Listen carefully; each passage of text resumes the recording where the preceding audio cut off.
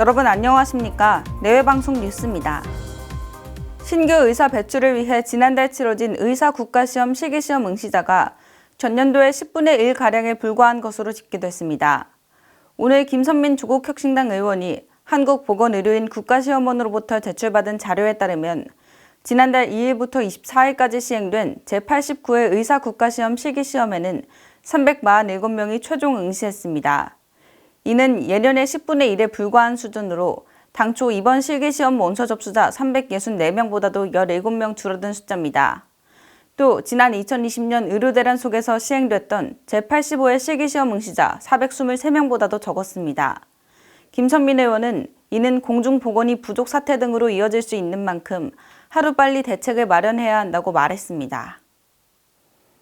기준금리 인하 기대가 고조되는 가운데 만기가 3년 이상인 정기예금 가입이 늘고 있는 것으로 나타났습니다. 향후 은행권 수신금리가 갈수록 하락할 것으로 예상하고 장기간 그나마 높은 수준의 이자를 보장받기 위한 막차 수요가 몰린 결과로 해석됩니다.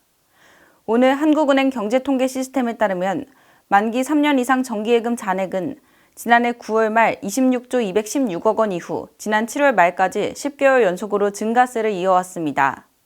시중은행 관계자는 앞으로 정기예금 금리가 낮아질 것을 예상한 고객들이 상대적으로 만기가 긴 상품을 선호하는 것으로 보인다고 말했습니다. 지난달 소비자 물가 상승률이 1% 중반까지 하락한 것으로 집계되면서 은행권 안팎에서는 기준금리 인하 전망이 한층 더 짙어지는 분위기입니다. 이어서 간추린 뉴스입니다. 이스라엘이 헤즈볼라를 상대로 벌이는 지상전에서는 전사자가 나오기 시작했습니다. 이스라엘은 레바논에 추가 병력을 투입했습니다. 전날 중동 확전 우려 속에 하락했던 뉴욕 증시는 소폭 반등하며 장을 마쳤습니다. 투자자들은 향후 중동 정세와 미국의 고용 현황을 예의주시하고 있습니다.